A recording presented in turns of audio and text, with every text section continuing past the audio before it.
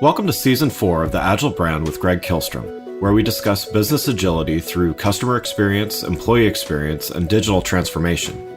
I'm your host, Greg Kihlstrom.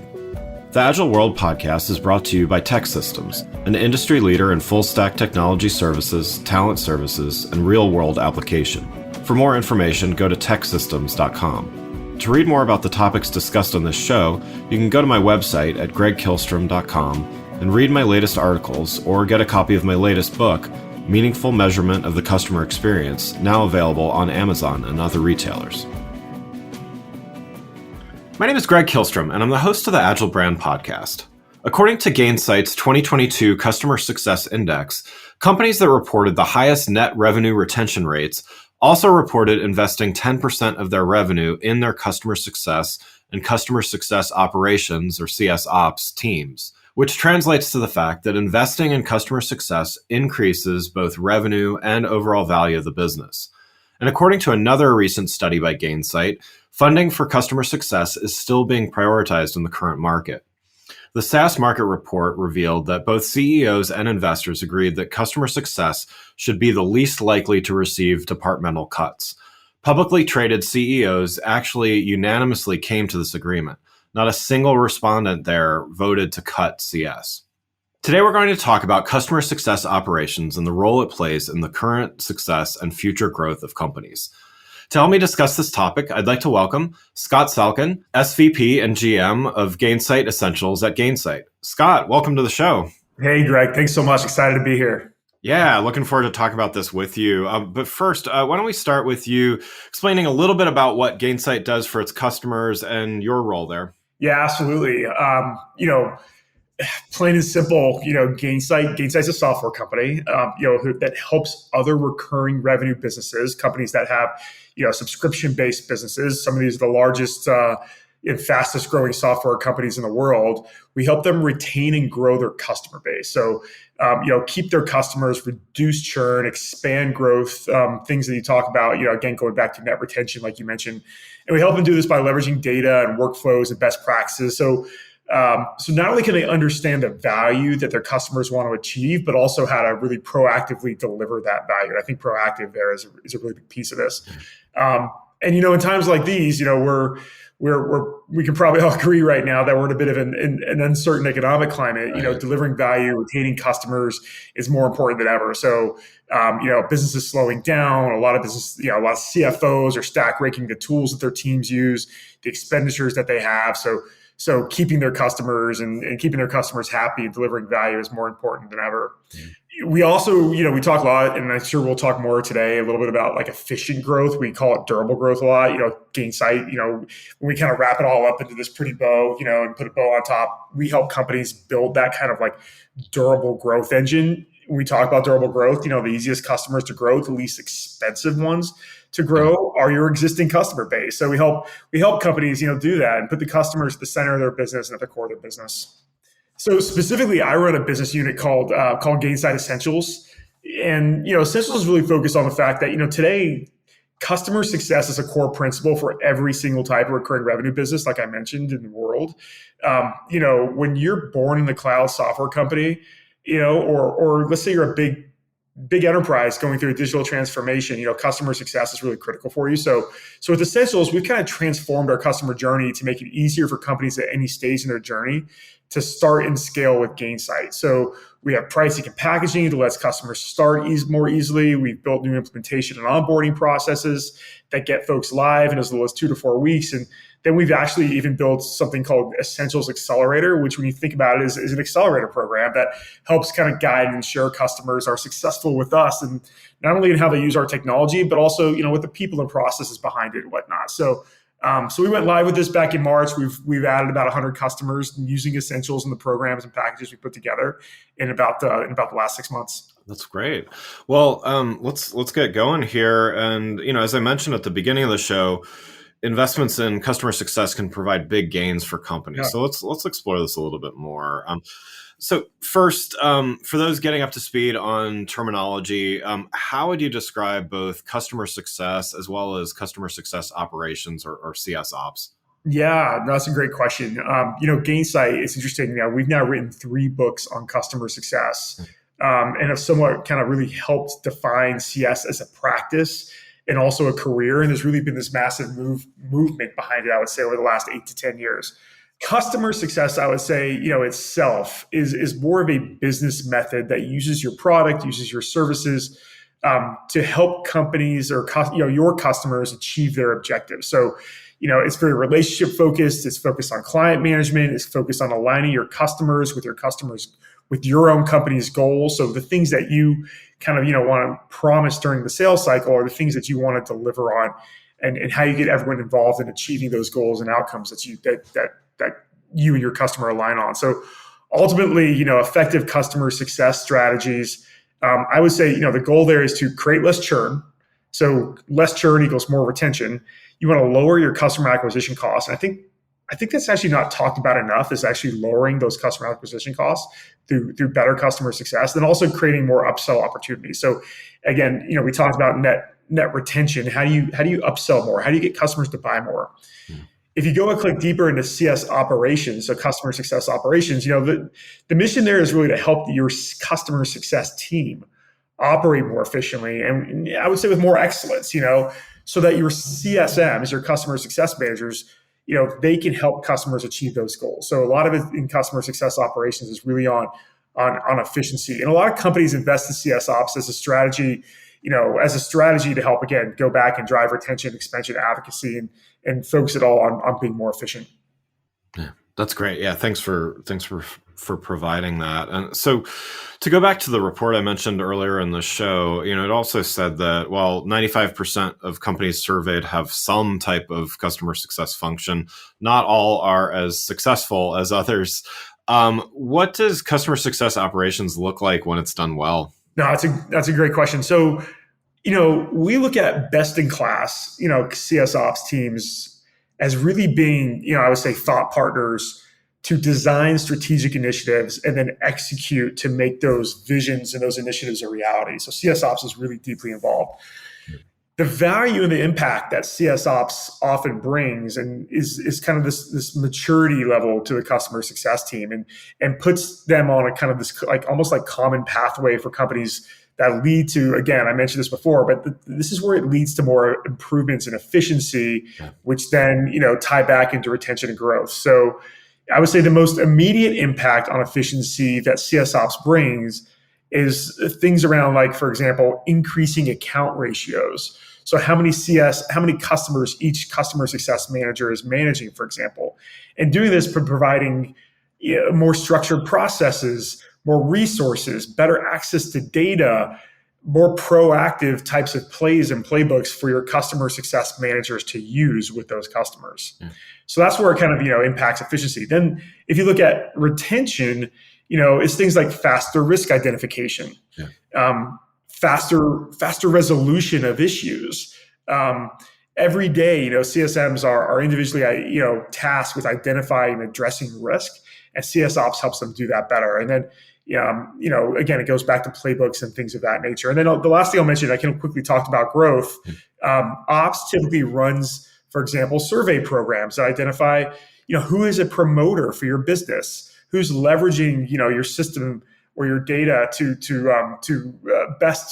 eventually become advocates. And then also ops often plays a really big role in maintaining processes, tools, data to track and communicate. Again, going back to value realization, ROI. Yeah. In that report, 83% of those surveyed also stated that reducing customer churn was the top responsibility of customer success. I know you touched on this a little bit, but can you explain how customer success can work to reduce this customer churn?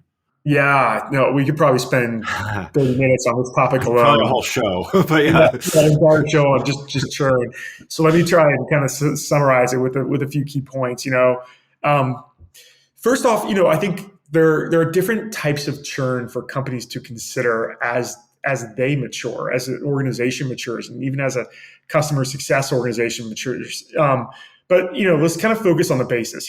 First there's customer churn. How many logos are you losing?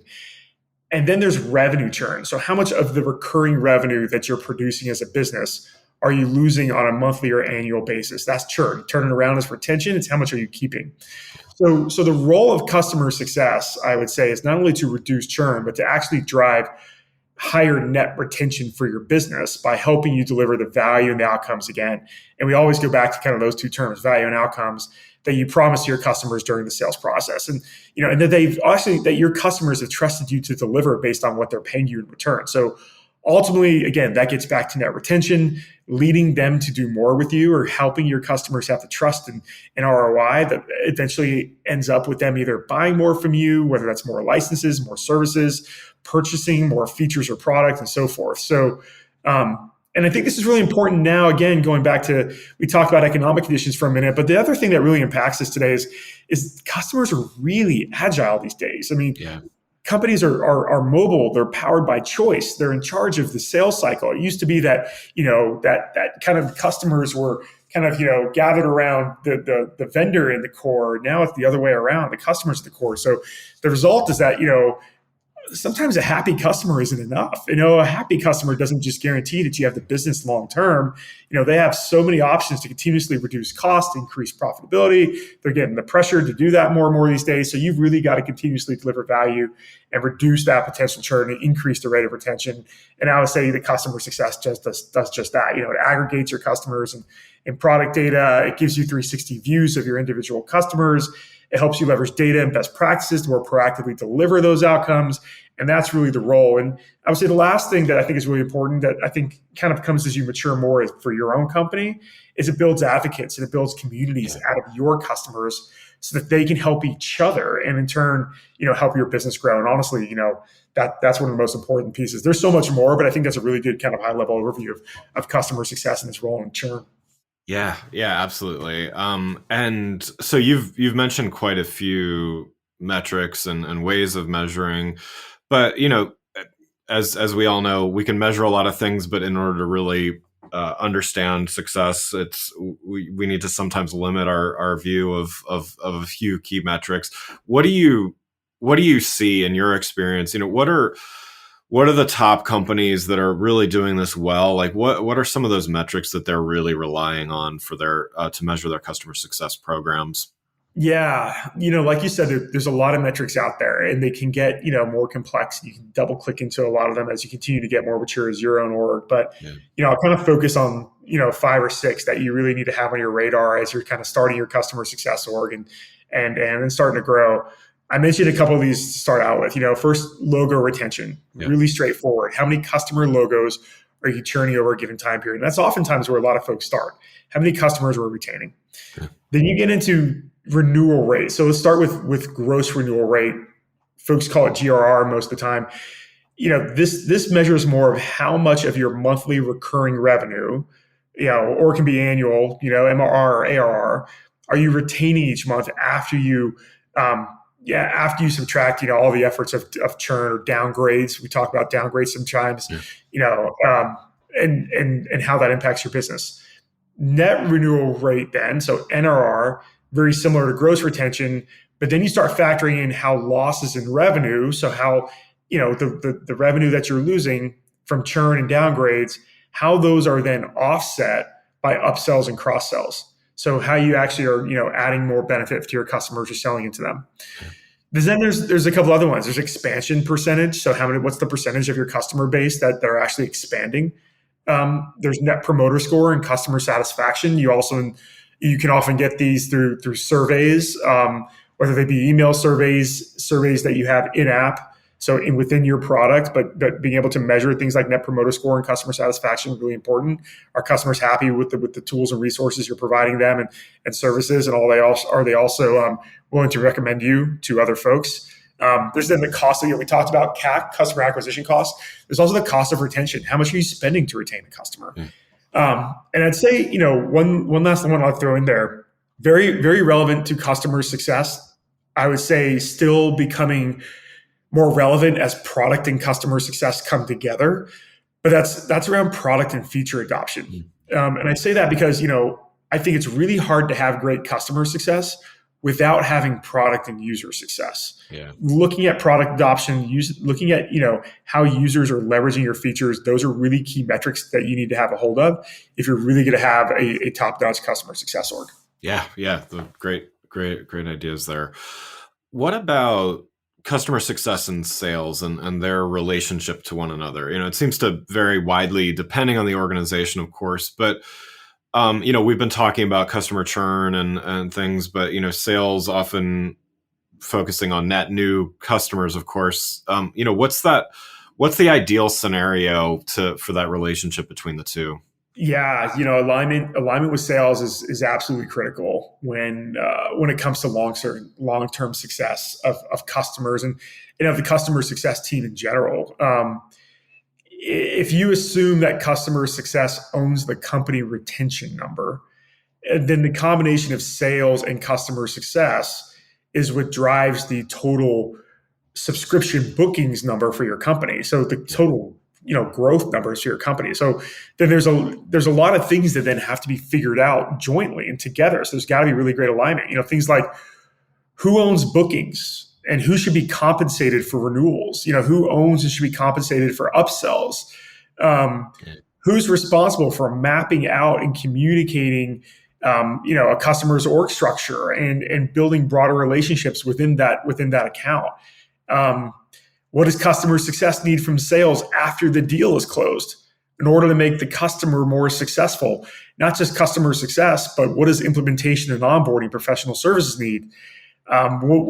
Should the customer success team have input into the sales process? There's so many things that go into there. And to be honest, there's really no magic bullet. We do surveys all the time around who owns expansion or who owns renewals. And oftentimes we see a 50-50 split in terms of the answer when we run surveys. And it kind of fluctuates a little bit, year after year when we do this, but it's typically somewhere between 50-50 and 45, 55 each way. So it requires a lot of discussion, a lot of collaboration, and a lot of, not always the easiest questions to answer, like the ones I just mentioned above. But I'll tell you, I would say nothing makes a sales leader happier at the end of the day than having things like CSQLs, which are customer success qualified leads. So you start getting to that point, the two organizations are really aligned, they're delivering value together, they understand how to forecast renewals and expansion opportunities and even past opportunities back and forth. I would say you're starting to head in the right direction. Yeah, it sounds like details aside, based on specifics within the org, it sounds like collaboration and open collaboration is probably the key thing, right? Absolutely. Yeah. Great. Let's switch gears just a little bit, and we've been talking a lot about the customer success organization and sales and from that perspective. But let's talk about what customer success does for the product itself. So how have you seen bigger investments in customer success help to build a better product? Yeah. As important it is, we just talked about customer success and sales to be aligned. I would say it might even be more important for customer success and product to be in alignment. It's hard to say, put one on top of the other, but I'm going to point us back to the two terms I've said a bunch: how you deliver value and outcomes. A really good, strong customer success and product partnership allows companies to really deliver more than just features. It allows them to deliver outcomes and value. Outcomes then translate to increased revenue, and it translates into higher retention rates. And so customers that achieve those outcomes through the product or service are more likely to renew, more likely to expand. And there's so much here that we can talk about. Again, I think this could be another 30-minute topic. Right. Building the right product starts with having a really clear view of your customers' needs. So where do those customers' needs often get translated back to the company? Well, through your CS team. So your CS team can often be the ears to the ground to go back and communicate what your customers need or how the product is resonating with them or what they want to see on the roadmap, and vice versa.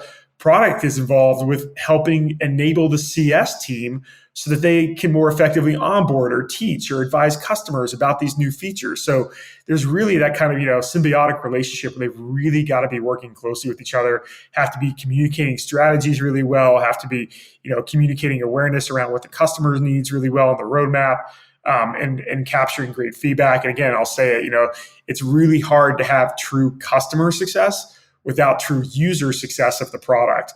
And it goes back to being able to drive more efficiency and to be able to do more with less as a customer success team.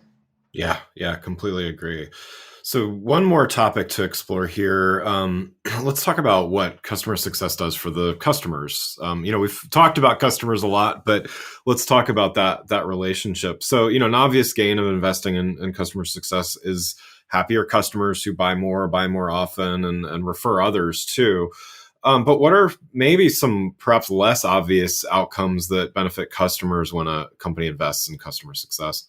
Yeah. I mean, again, we're talking about outcomes, and your customers have choices. They have a lot of choices these days, but they choose you for a reason. So I think it's up to you to provide that value, and that's why customer success is so important. So I think it's hard to make it any more blunt or straightforward with that than just kind of being able to deliver those outcomes of value. And I would go back to the community piece of this as well.